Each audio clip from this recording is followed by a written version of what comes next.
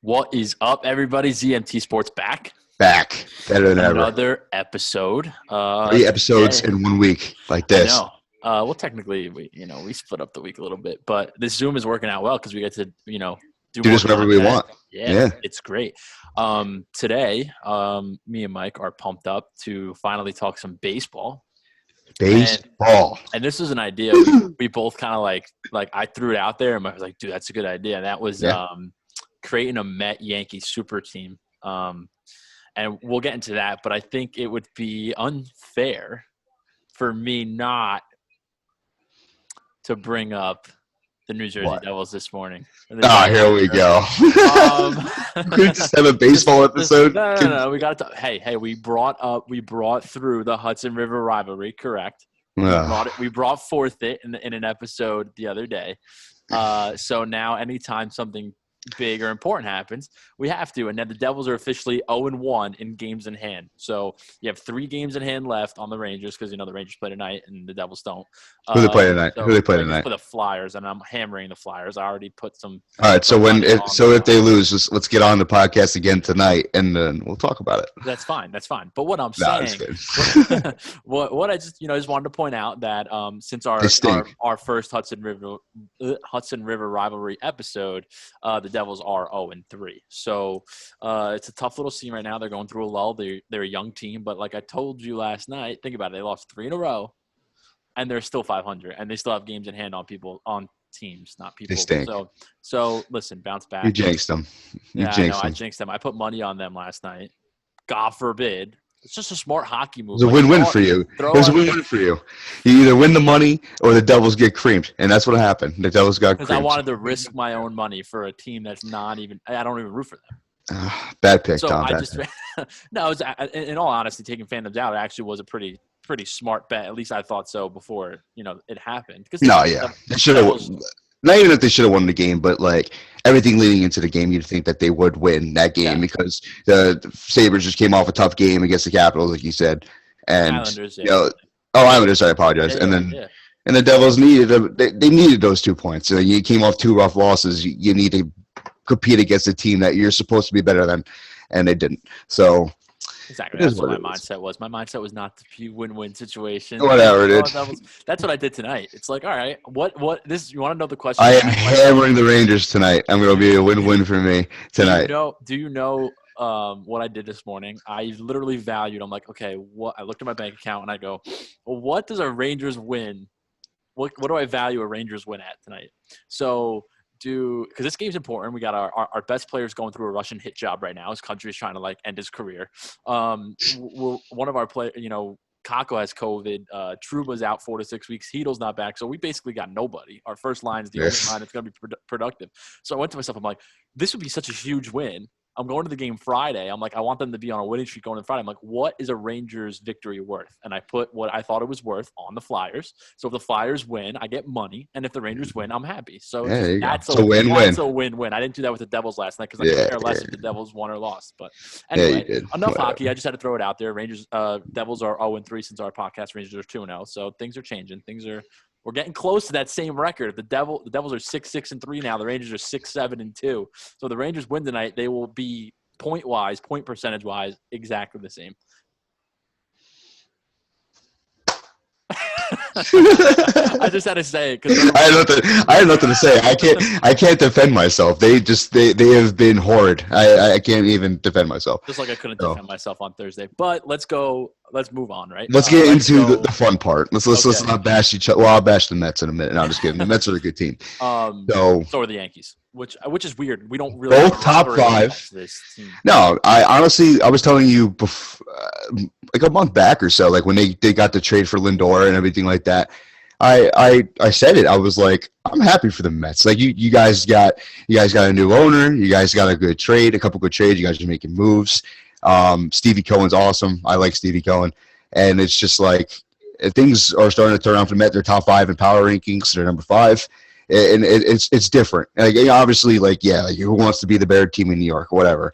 But at the same time, like it's been a while since the Mets have had an opportunity to to be in this shining light like they are right now. And even as a Yankees fan, it's pretty cool to see, you know? Yeah, I'm pumped up because I genuinely think in this decade we're going to see a Met-Yankee World Series. And I say that would be cool. Because the Mets finally have an owner that now the Mets, like their previous ownership, the Wilpons, were very cheap. And they weren't cheap until they got screwed out. There's a whole Ponzi scheme with Bernie Madoff back in 2011 where the Mets put all their money in something that wasn't even real. So they ended up losing, the Wilpons lost so much money. So they ended up using the Mets as a way to like string money out. So what would happen is they would build a good team.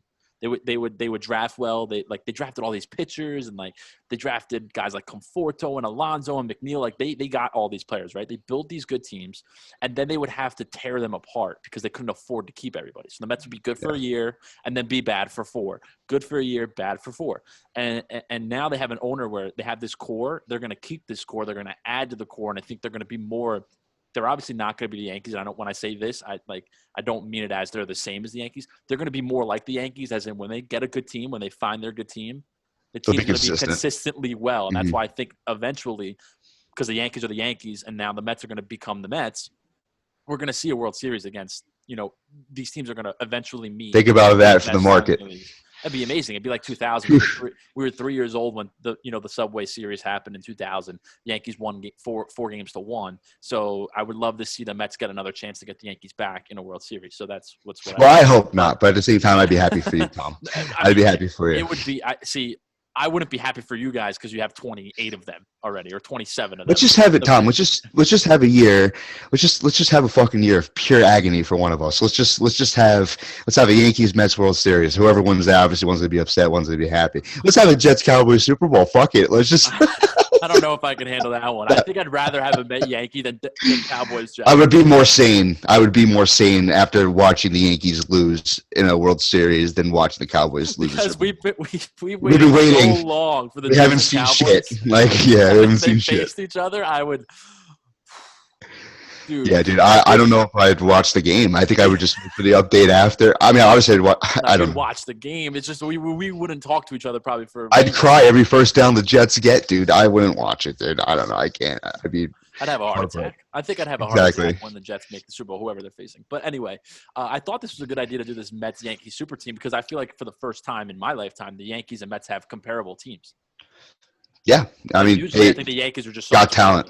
Yeah, no, both teams have really serious talent, and I don't know if you saw it. I mean, shout out to LB Network, everything like that. But out of the two teams, the Yankees and Mets combined, like we're obviously making a power team right now, but they have 12 players in that top 100 and everything like that. So that's literally a lineup right there of an elite players. So they have 12 players top 100.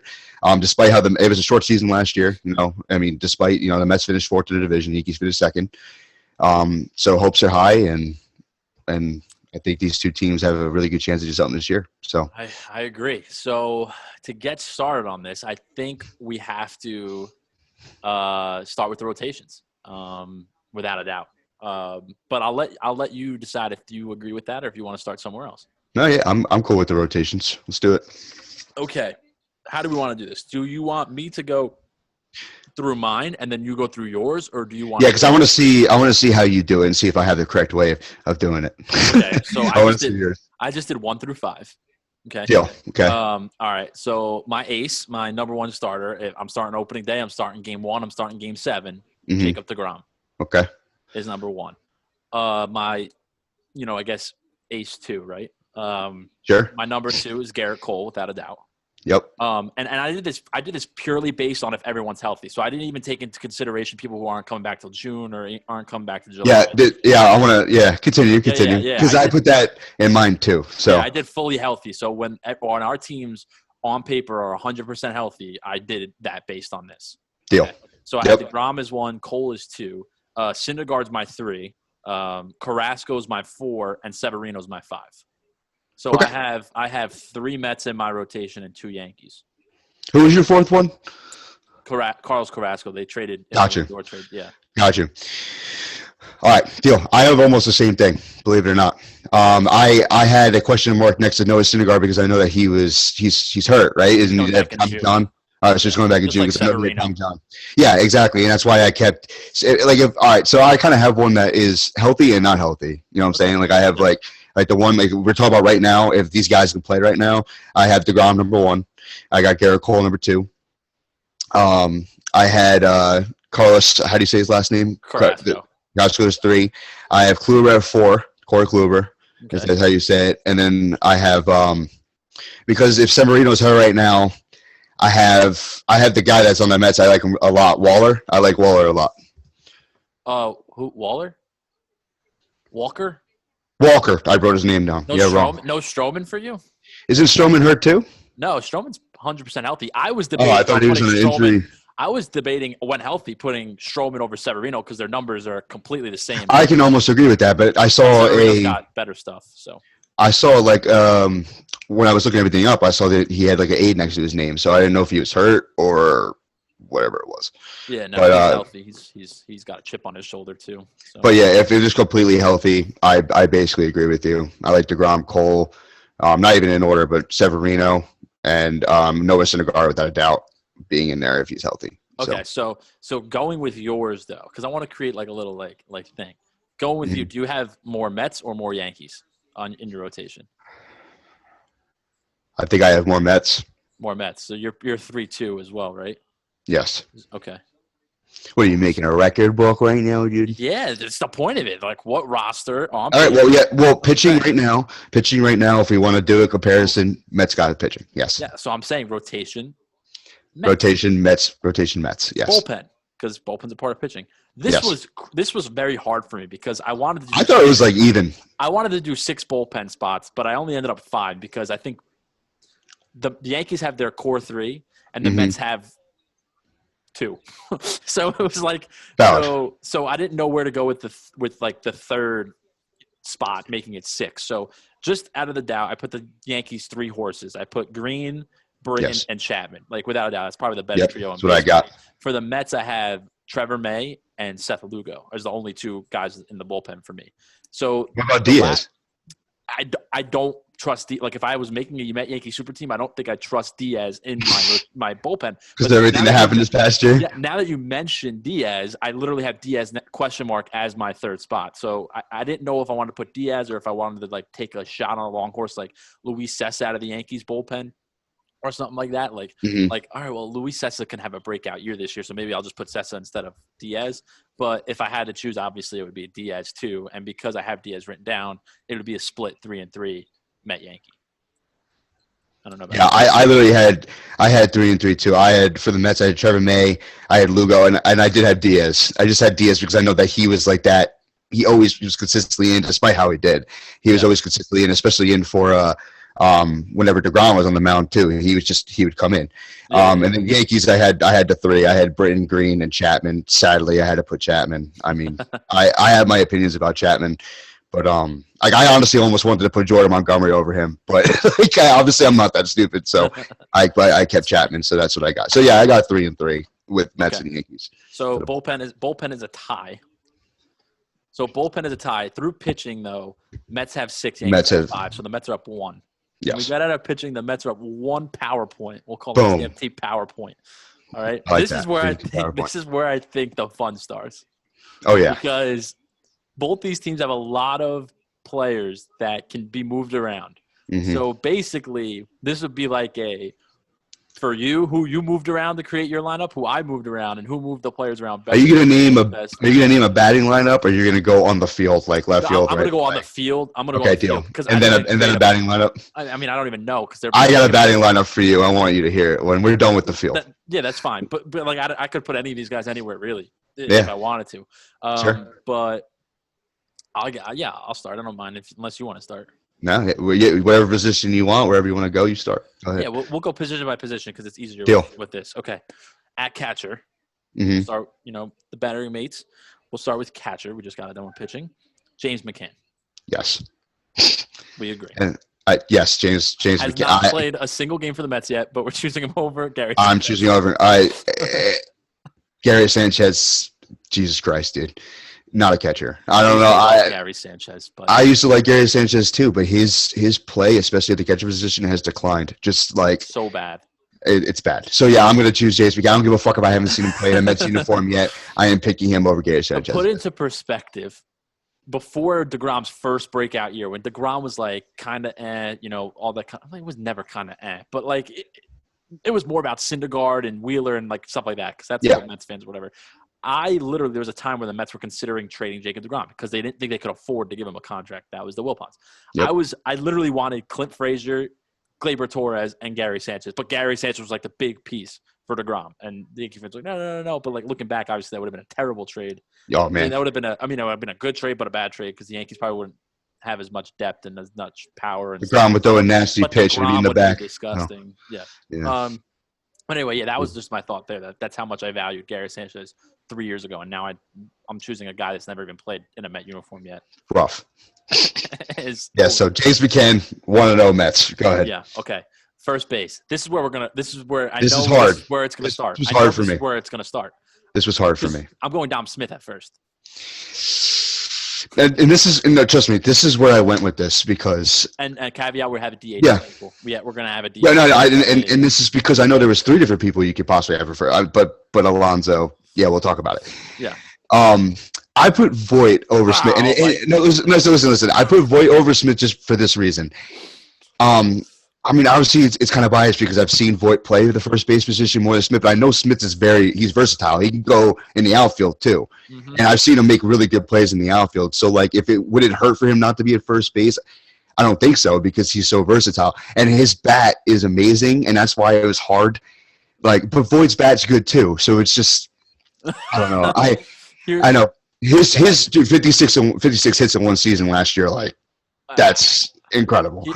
Here's the thing with Voit. I think Voit's a solid baseball player.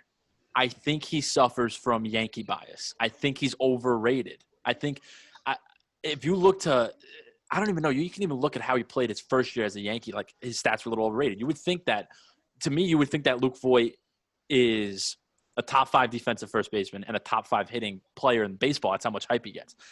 I'm taking Smith over Voit because Smith hits for more contact. I don't need power in this lineup. I don't need any more power, so I don't need Voit. You know what I mean? Like, I don't need Voit's bat. I need contact. I need someone who's going to get on base. I need someone who's going to go gap to gap, and I need an elite defensive first baseman. And Dom Smith plays a lot of left field because the NL doesn't have a DH.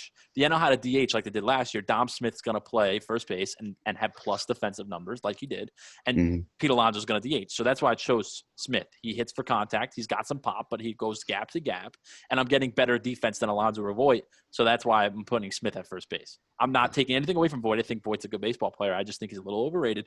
And I think Dom Smith's just a better overall first baseman. If I'm starting a team, I'm choosing Dom Smith. Yeah, I don't know. I like I said, like with Voit and everything like that. I thought he had a good postseason last year. I thought he's been consistent in the postseason every time he's been in it. And it's not even like he had both of these guys' stats are just unbelievable. Like Dominic Smith, I was looking at it. I was even watching some highlights of him before because I was just like wow, he's good because you have a 316 average, right? 42 RBIs out of Dominic Smith, and then you also got nearly a 300 average, he had like 270 or whatever, and 52 RBIs from Voit. So you get a lot from both of them. You know what I'm saying? It's like a tough choice. It is a tough choice. Wrong. It's that what you want in your lineup, pretty much. Yeah, and I can agree with you that Smith is obviously going to be more agile than Voit. I just I've seen Smith at different positions, and that's why I don't think it would hurt as much if he wasn't his first base and he just jumped around. Like, I wanted to alternate them, but I know we have to pick one. Yeah. But it's the point of the podcast. You got to pick a team, you know. Yeah. We'll ask the fans what super team you pick. All right, you got it. All right, so you got. You like that crazy ass wink I just gave you? I liked it. All right, turn me on. All right, vet. So first base, we'll let the fans decide. But I got Voit. You got Smith. Okay. Second base. Let's not even fucking debate this. This was by far the toughest, and I feel like we need toughest. We need yes, and I'm going to tell you why. No. We need to combine this position with another position. Second and third base, because both of our guys can play. They play both. Yeah, I know they can play both. DJ could play third. McNeil could play third. McNeil could play second. McNeil could play third. So this is where I went. I need McNeil's bat in the lineup. You need McNeil's bat in the lineup. He's a top 3 hitter in the NL, which makes him a top 10 hitter in the MLB. Like, he hits for over 310. He's basically our DJ LeMahieu with less power. It's as simple as that. He doesn't hit the Okay. home runs. It doesn't drive in as many runs because where he is in the lineup, but he hits for this almost the same average. So I put, because I think DJ's a better third baseman than McNeil is, I put McNeil at second, DJ at third. Damn, me and you are gonna have a fight. So that's what I don't want. I think I'll get to it. We're talking about third base. I think Urshela is another Yankee biased, overrated. He was shit with the Indians. He comes to the Yankees and just benefits from a great lineup hitting in front of him. And he's always been a solid third baseman. So I just think he reaps the benefits of that. I think I would want McNeil over Urshela any day of the week. So that's why I'm putting McNeil at second. I'm putting DJ at third. You got both of them, those bats in the lineup. But the floor is yours. Explain to me why you're going with Urshela DJ. I'm going DJ at second base and Gio at third base. I don't think DJ is self-explanatory. I don't even need to go over DJ LeMahieu. And I had to have him in my lineup, so I put him at third base. Yeah, absolutely. But I mean, Gio, like, he's young, and he's just, I don't know. I love his bat. I think a 270 average, 30 RBIs. And then he's projected probably to have another 270 year and everything like that. Yes, obviously McNeil got a great bat. But like I said, I watch these guys more than you. I watch your guys, and then the same thing for you is vice versa. Seeing them out in the field, I've seen Gio make some great plays at third base, and I just think it would be a waste not to have him there because I haven't seen. I respect it. I respect it. Yeah. So I got DJ at second base, and I got Gio at third. Okay, that's going to be our big difference. That's going to be a big thing, and That's I fine. think most Yankee fans will agree with you because Gio's kind of just been your rock at third. McNeil kind of moves all over the place, but he is much better at second. And I think DJ, versatile, he's an MVP type of player, needs to be in your lineup. And I just want McNeil's bat in there. Mm-hmm. More Makes sense. contact, and he just whatever. He's a plus 310 hitter every year that he's played. And I just think he gives you more than Urshela. Urshela, gives you the good glove, but DJ will give you the same production defensive-wise, maybe a little less than Urshela at third, and McNeil gives you a better bat. So that's why I put them both. I just think you need to balance it to a certain extent. You know what I'm saying? Like that. Like with my lineup already, like I'm choosing Voit because I chose Voit for first base because I'm trusting his bat to stay more consistent and like that. And then I'm choosing Gio for third base because I trust his glove. You got to balance it out a little bit. Yeah. And that's where I'm going with that. Like, obviously it would be great to have all these fucking guys in the lineup for their bat. Absolutely. This is a great conversation to be having. Yes. But yes. I just, whatever. Shortstop, I think it's going to be unanimous. Lindor. Yeah. I don't yes. I got Lindor. Yes. Despite how much I love Torres. Yes. Torres Lindor. is a second baseman, playing shortstop, and he's trying to learn. So that's what. Yeah. If you guys Lindor, without a doubt. If the Yankees didn't sign DJ this year, they would have signed Gregorius back and they would have moved Gleyber back to second. Like that's exactly what they would have done. Absolutely. The outfield gets interesting. It does get interesting. We'll start in right field and then we'll go center then left. Yep. I have Aaron Judge in right field. It's not I do too. A question mark. I mean, we don't even have to talk about that. And I know Conforto plays. Is that how you say his last name? Conforto. Yes, plays right. Right, but I would move him to left. I would move him to left. I'm moving Conforto to left. Yes. And I'm putting Hicks in center field. So my right to left goes Judge, Hicks, Conforto. I got Brandon Nemo in my center field. Over Aaron Hicks? Yes. Interesting. Okay. I have it for the fact that Aaron Hicks over the last few years he has had a hard time finding himself in the lineup because of injury and everything like that. While I thought Nemo has been consistent and he's a top 100 player, believe it or not. Top 100 player. He's actually got a decent on-base machine, but his he's on base center field is below average. It is below. Well, I mean, I just picked him for the fact that he's been consistent in the lineup for the Mets, and then with Aaron Hicks, obviously I love Aaron Hicks. I think he's a great talent. He's very good in center field, but at the same time, I'm basing off the healthy versus unhealthy. That's what I'm doing, and with Aaron Hicks, it's hard for him to stay in the lineup consistently. So I respect that. Yeah. I mean, but he is my second. Okay.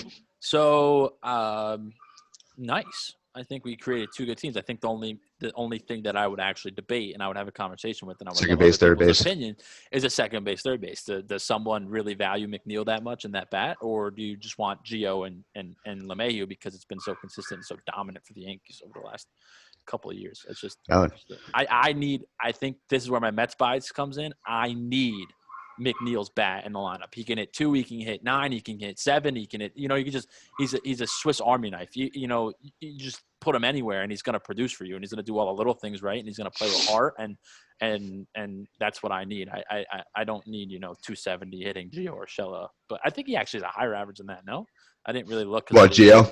Yeah, I think he had. Yeah, last season he had.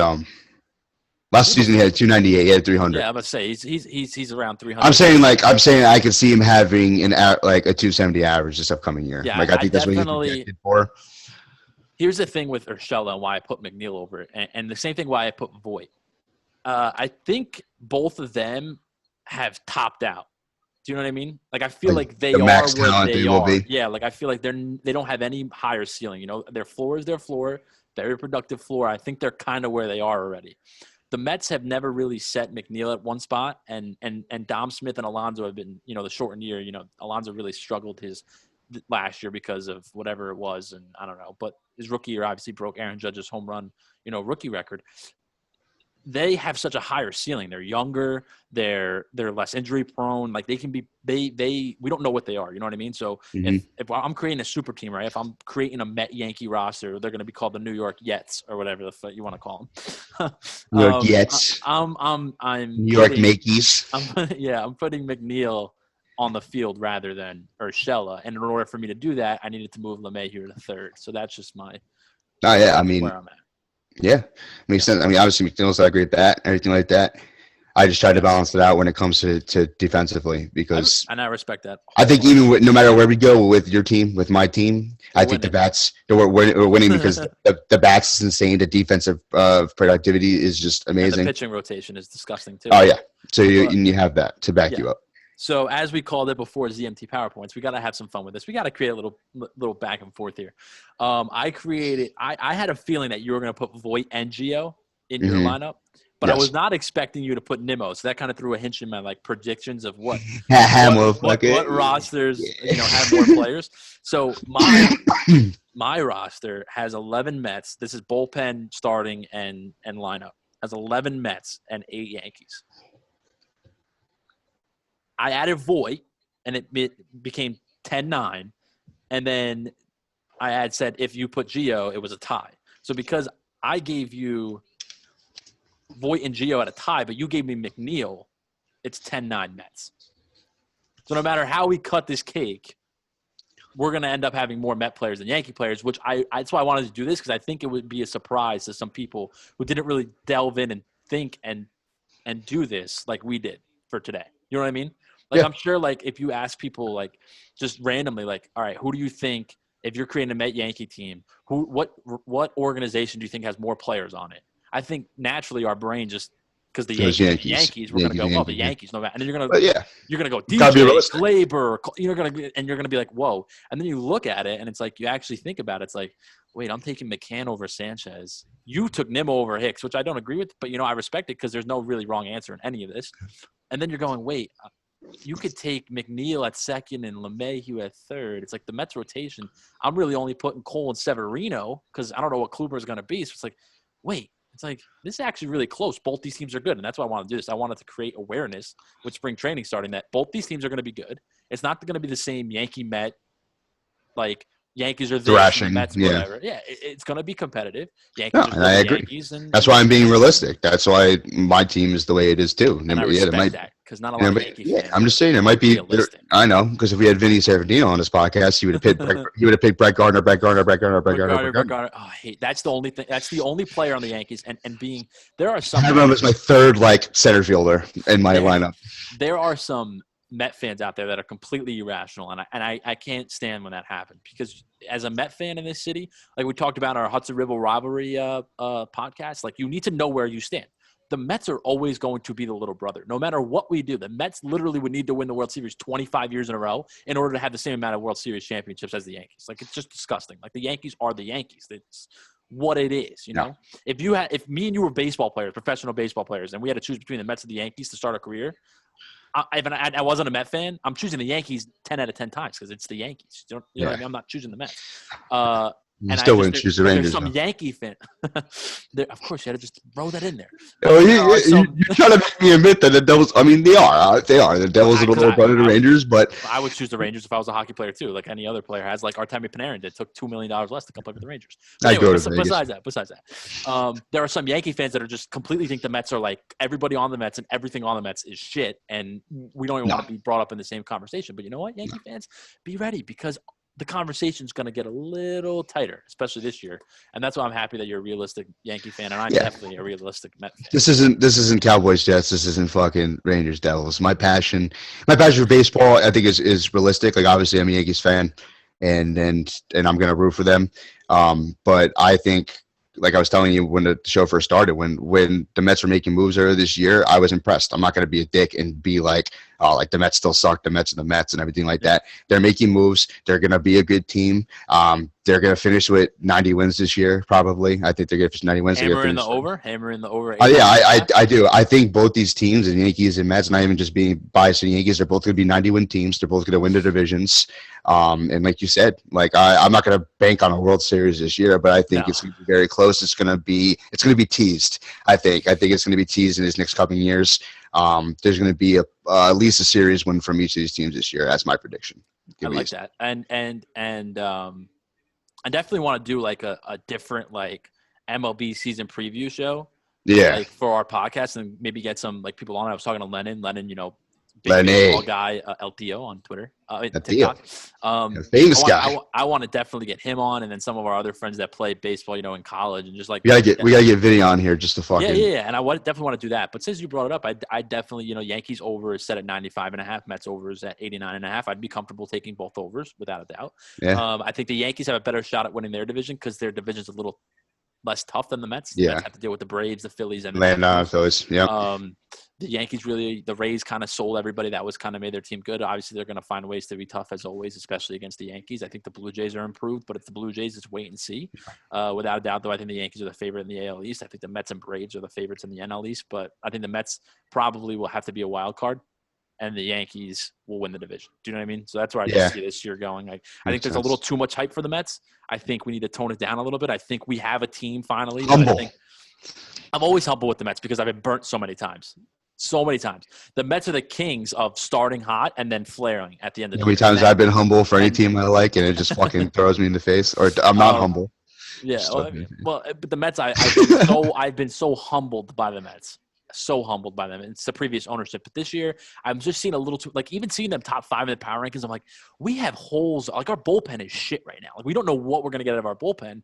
So no matter what the rest of our team looks like, we're going to blow games like we have the last 2 years. And that's the reason why we haven't made the playoffs, because we blow games out of the bullpen like it's our job. Like it's crazy.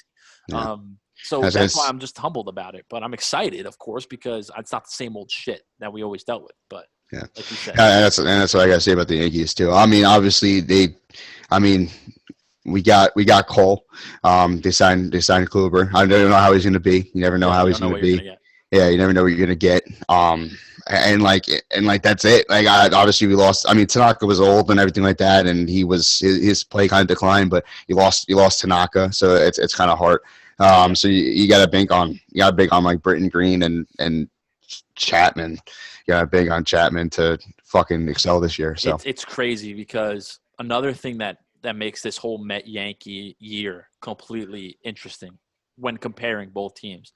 The Mets' biggest strength is the Yankees' biggest question mark. I believe the Yankees' biggest strength is the Mets' biggest question mark. I think the Mets' rotation is solid strength. Yankees' question mark. You don't know what you're going to get out of most of the guys in that rotation besides Cole. I agree. In the bullpen, the Yankees, you know where you're getting out of Britton. You know where you're getting out of Green. You know where you're getting out of Sessa, Chapman. You know what you're getting. It's a strength. One of the best bullpens in the league and has been year in and year out.